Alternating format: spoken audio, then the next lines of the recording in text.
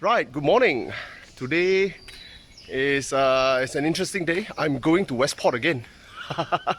I'm going to Westport again to pick up a mystery JDM. Well, this car I didn't buy, to be forefront. It's not mine, but I'm picking it up because I sold it off before I can own it. So I will tell you more about that car when we get to Westport.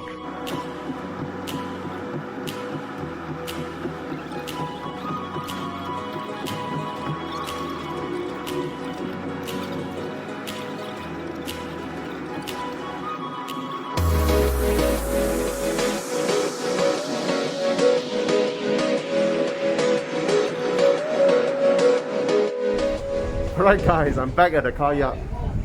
Exciting stuff. So I am late to this pickup by a day actually, by a day lah. The reason is because it arrived on Monday and that was 2 days ago. But I was not able to come because I was not around. And yesterday was a public holiday, so I can't pick up the car anyway. So yeah, so I picked up today and I learned a trick, man. The last time I came here, I came at the day the ship arrived and everybody was here in the morning. It was a complete mess. So it was a complete mess that morning. The trick is, I think, to come the next day. But of course, if you come the next day, there will be a penalty that will be charged towards parking fee lah. In a way, it's not a lot, it's 8 ringgit a day. So if you come the next day, you actually skip all the queue. It's completely empty, as you can see. Nobody else. I'm the only one here. That being said, I should have come on Monday, because if I came on Monday, I would have met one rare car that shared the same ship that came from KK. So the ship came from KK to Kuching, then come to Semenanjung. And in KK, it picked up an extremely interesting car. If I manage to find a video, I will upload it here. It's a Celica Supra. This is the first generation by Red Suns. His Facebook profile name is Red Suns. I would love to have seen that car. I didn't know it was coming in the same shape. I thought it came already. I heard about the purchase. How many Celica Supras do you see in a year, man? In years, seriously. So I heard about the purchase. I thought it has already come from KK to Semenanjung, but apparently not. It was sitting on the same ship as the car I'm picking up. So yeah, and I missed it. I only managed to see the video of it, so I will copy it and put it here. Anyway, so yeah, I'm here to pick up my car. I haven't seen it. I don't know where it is. I will keep an eye out. And I will update you when I see the car, the mystery JDM that I'm picking up. Alright, let's do some car spotting. You see a lot of new cars. All the minis. I don't know whether they just arrived or they're leaving. I can't tell. All the minis are here. The Mitsubishis. I see Fords. In the distance, I see BMW there, so I see Mercedes-Benz. Oh, there's a lot of Mercedes-Benz Viano. The V-Class, sorry. Yeah. Minis, the BMs over there. Mitsubishi pickups. That is Ford. There's more Ford over there. There's some interesting stuff over there. I can't tell what it is, but here it is, man. KE35. Interesting stuff. Wow, so clean. So nice. Check it out. KE35. Nice number plate as well. 8989Q. Wow. Nice. But I wonder what is that car? Oh, that's an MX-5. That's an MX-5. What is it doing there? Interesting. Yes, that is the car I'm picking up. It's a KE35 as well. It's a KE35 as well. So let's go to the car now, man. Let's go to the car. Alright, so that is the car that I sold. Yeah, so originally I was supposed to take up this car. I was supposed to take up this car because the trim pieces are all there. The body is okay. It's not covered up, so I prefer to buy cars that are not completely done up lah.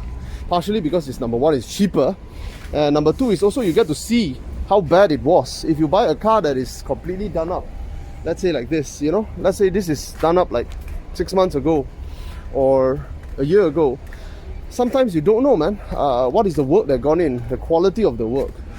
So as a trader and a restorer, I prefer personally to buy cars that are not done up.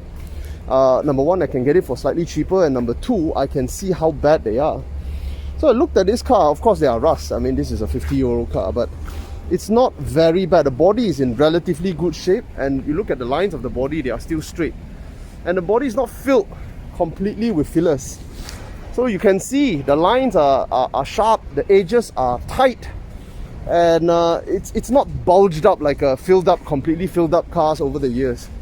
So I originally wanted to buy this car, and then I want to do it up, then I want to sell it for a profit. A small profit, not much. You can't really sell these things for really expensive unless you do it up very nicely. Recently, you do see people selling them for some outrageous amount of money, like 50,000, 60,000, 59,000 won, 30 over 1,000 won. 30 odd thousand is not outrageous, but well, it's expensive, right? 50 is a little bit outrageous, personally, I think. You know, these kind of things are not commanding that kind of value, to be very frank. But you know, selling at 20 over to 30,000, I think is quite reasonable if it's done up. So that was what I originally planned to do. Unfortunately, or fortunately should I say, by now it should be a fortunately, my spotters in Kuching was telling me that there was an opportunity, there were two opportunities that are coming up of cars that I should purchase, cars that I really should buy. Instead of me taking this car into my ownership, I sold it off straight because I needed to conserve cash, because my spotters were telling me there were two opportunities. The first one was a fair lady. Fair lady, unfortunately I had to let it go because it was still out of my reach a little bit. It was asking 50 over 1,000 ringgit. Condition was very, very good. Amount of work required is minimal. So I wanted it, but it was just a little bit outside of my comfort zone. 50 over 1,000 ringgit. I can't sell it for much profit. I keep it, it's a liability. So I decided to let it go. And then the second opportunity came out. That's where it gets interesting, because the second opportunity, I actually took it. It is a mystery JDM that we will reveal in the episodes to come. So yeah, so that is the car, man. Check it out. Right. Original door card, bro. Look at that. Original door card. Yeah, dashboard. Seat needs a bit of work, but yeah, that's nice stuff, man. So the seat needs a bit of work, as you can see, but other than that, the car is in pretty okay condition. The rust is not cancerous, and that is the most important thing about car's body. Yeah, rust happens, that happens, you know, but it's not cancerous. That's what matters. But this spoiler's gotta go, man. This spoiler's gotta go. I don't like batches on my car. If you know me, I actually generally would debatch my car if I get the opportunity. So yeah. Alright. Let's check out the other one. Let's check out other people's car.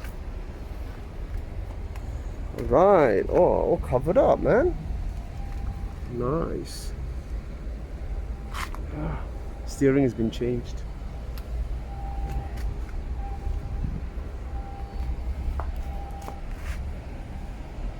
The paint is not new. I think it was painted, but some of it came up again. Let's see. Here as well. Probably what? A 1.5 year, 2 year paint job. It looks like. A lot of paint is coming up. That is the reason why. I don't know whether you can see it. You see it here, yeah.